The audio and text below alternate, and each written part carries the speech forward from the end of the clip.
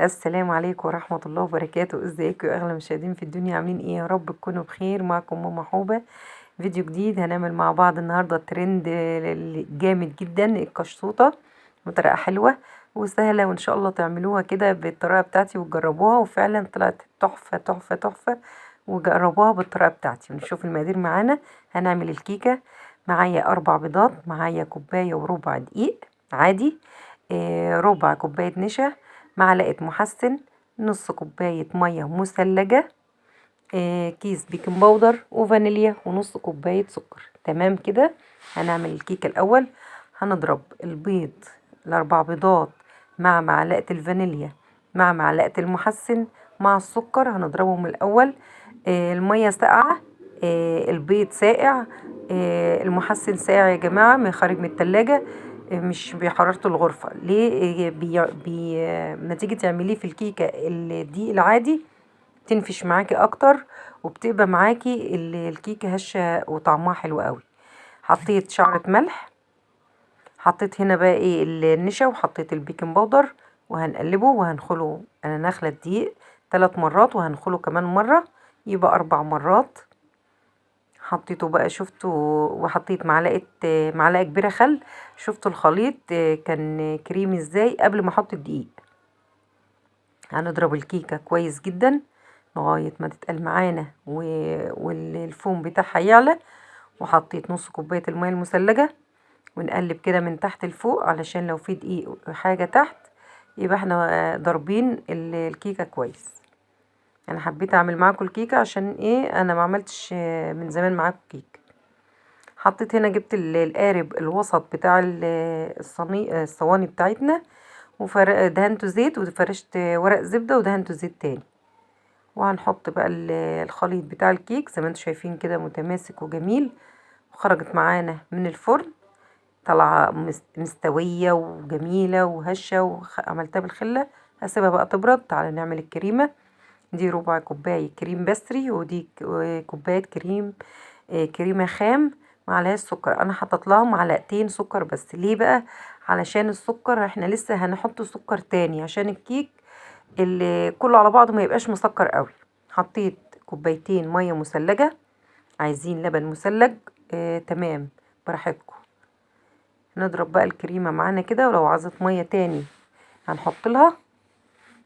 انا حطيت ربع كوبايه كريم بستري وكوبايه كريمه، دي بتدي قوام حلو قوي للكريمه، الكريم بستري، وبتدي طعم حلو قوي.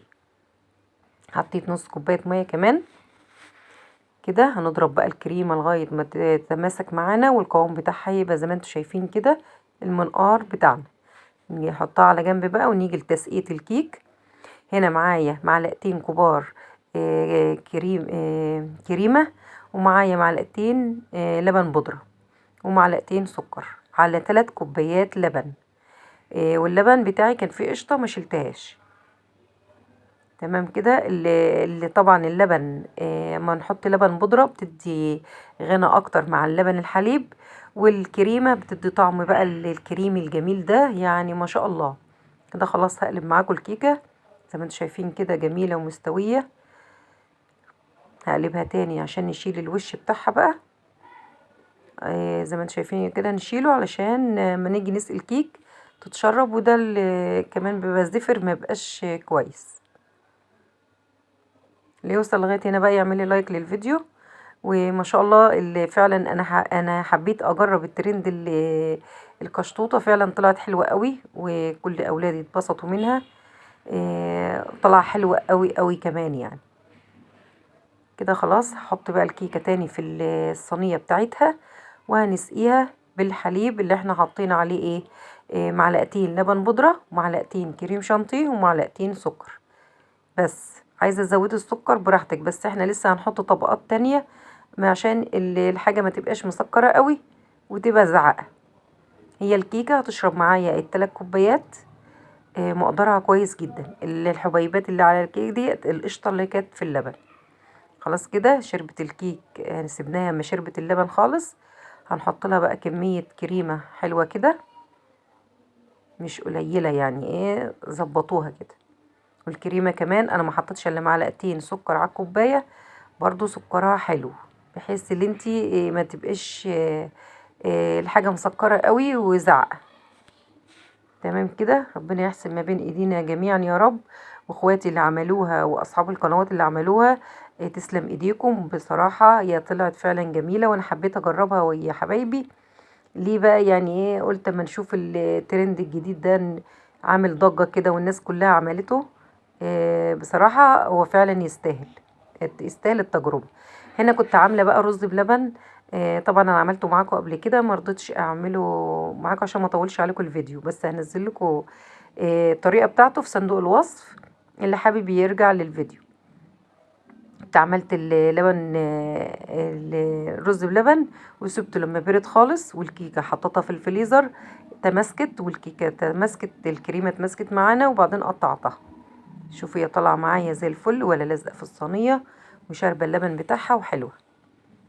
تعملوها كده بألف هنا وشفا على قلبكم وعلى أولادكم.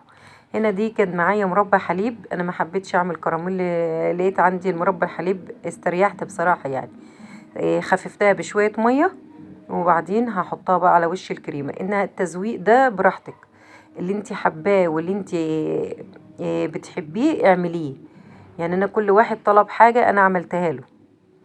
هنا جبت كريمة، شوية كريمة من اللي كانوا فايضين، وعملت بها الخطوط دي.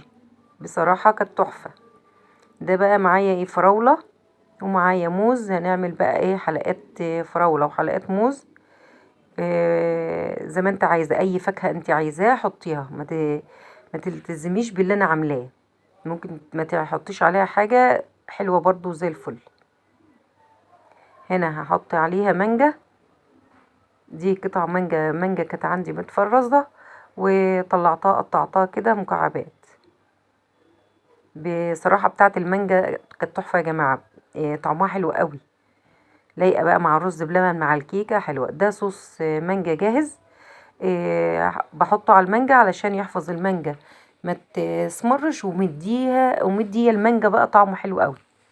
ده اخر حاجة، اخر نوع معايا بالمكسرات. انا حاطه سوداني، اللي عندكم حطوه. وحلوة قوي زي الفل، واحط عليها صوص شوكولاتة كمان. يلا بقى نظبط الدنيا، وان شاء الله تعملوا بالطريقه بتاعتي ديت. انا حاولت ابسطها لكم على قد ما اقدر، بس بصراحه طلعت حلوه قوي قوي قوي. ويا رب تجربوها وتعجبكم، واشوف الشكم على خير في فيديو تاني، والسلام عليكم ورحمه الله وبركاته.